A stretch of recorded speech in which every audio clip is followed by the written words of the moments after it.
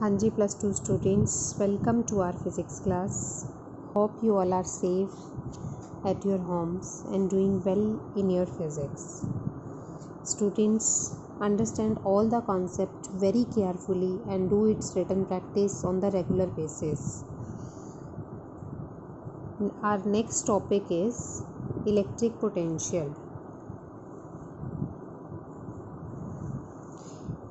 Electric potential से पहले हम एक और टॉपिक करते हैं, electric potential difference.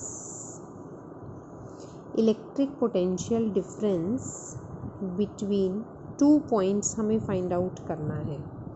So what is electric potential difference? जैसे हमारे पास क्या है, पोटेंशियल किसका होगा, किसी भी चार्ज बॉडी का होगा. सपोज़ हमारे पास कोई चार्ज है. अब इस चार्ज के सराउंडिंग में इलेक्ट्रिक फील्ड एग्जिस्ट करता है, ये भी बात हमें पता है. If it is positive charge then direction of the electric field will be away from this positive charge. Suppose this is the direction of electric field due to this point charge. Okay, and we have to find out the direction, we have to find out the potential difference between these 2 points A and B. Okay, so what will be the electric potential difference between these 2 points? It will be equal to amount of work done per unit positive test charge. एक test charge है, इस test charge को हम move कराएं from one point two another against the direction of electric field. कैसे? जैसे ये positive test charge है, इस पॉजिटिव टेस्ट चार्ज के विद रिस्पेक्ट टू जो इलेक्ट्रिक फील्ड का डायरेक्शन है, this is this one, away from the positive charge, this is the direction of electric field.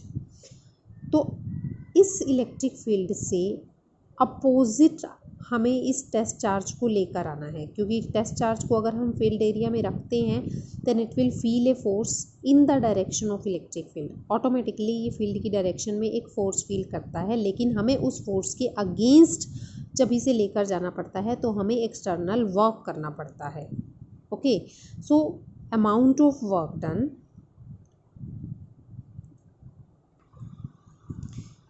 per unit positive test charge, amount of work done per unit positive test charge in moving it from one point to another against the direction of electric field. ये line लिखना बहुत ज़रूरी है. Against the direction of electric field हम इसे लेकर आ रहे हैं, क्योंकि इन the direction of electric field तो ये खुद ही मूव कर जाएगा, हमें कोई भी वर्क नहीं करना पड़ेगा. Okay, so amount of work done in moving it from B to A, this formula we have to calculate, and this is equal to the potential difference between these 2 points A and B. okay, अब क्या है, amount of work done हमें find out करना है. तो हम क्या suppose करते हैं, suppose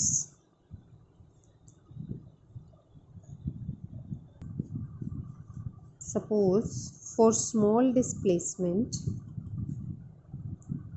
dr, हम इस B to A के पाथ में कोई स्मॉल डिस्प्लेसमेंट सपोज कर लेते हैं P to Q, small displacement DR. हमें इस DR के लिए वर्क डन कैलकुलेट कर लेते हैं DW. Suppose for small displacement DR from P to Q, the small amount of work done will be given by DW is equal to F dot DR. Small amount of work done F dot DR. Force कौन सा लग रहा है, electric field की वजह से लग रहा है. इलेक्ट्रिक फील्ड की टर्म में फोर्स का फॉर्मूला क्या होगा, test charge into electric field. As we know electric field is equal to force per unit test charge, so force will be equal to Q naught into E. तो force का value रख दिया dot DR. Now opening the dot product, first vector magnitude, second vector magnitude, cos of angle between them. E और DR में angle कितना है, electric field का direction ये है, DR हमें मूव कराना है against the direction of electric field, that means opposite to the electric field. So angle between E vector and D vector is equal to 180 and cos 180 is equal to -1.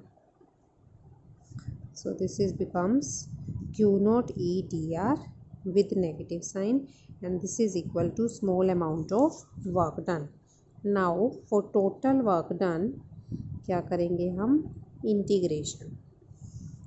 Integrating both sides we get this becomes total work done minus Q note constant बाहर आ जाएगा. Integration of E dr from A to B. dr के with respect to integration हो रहा है, यानी कि हमें body को कहाँ से कहाँ तक मूव कराना है, from B to A, from B to A. Q note E. अब इलेक्ट्रिक फील्ड कितना लग रहा है, इलेक्ट्रिक फील्ड किस वजह से लग रहा है, that is due to this point charge. Point charge का इलेक्ट्रिक फील्ड क्या होता है, this we have studied already. Point charge का electric field 1/4 pi epsilon naught Q by R square into dr as it is. So minus Q naught 1/4 pi epsilon naught, capital Q बाहर, integration में क्या रहेगा 1/R square dr. So minus 1/4 pi epsilon naught Q naught integration of r power -2. 1/r square का integration होता है -1/r. ये आप learn भी कर सकते हैं और इसे हम प्रूव भी कर सकते हैं यूजिंग पावर रूल कि 1/r स्क्वायर का integration of r power -2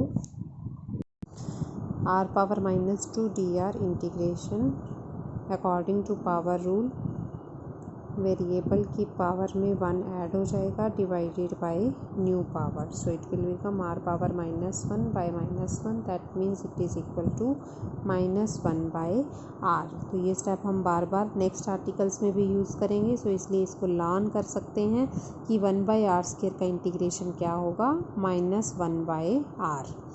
so directly we are using it here, -1/4 pi epsilon naught Q naught into -1/r. Limits from B to A. Minus positive 1/4 pi epsilon naught Q naught 1/r पे limits apply करनी है from B to A. So 1/4 pi epsilon naught Q naught into Q into limits apply जब करेंगे R पे, upper limit from RA to RB, upper limit minus lower limit. So it will become work done पर, work done निकल गया from moving it from B to A. हमें find out करना है work done पर unit test charge. तो work done पर unit this test charge will be equal to 1/4 pi epsilon naught Q into this, that means 1/4 pi epsilon naught Q by RA minus 1/4 pi epsilon naught Q by RB. This can be written as VA minus this can be written as VB.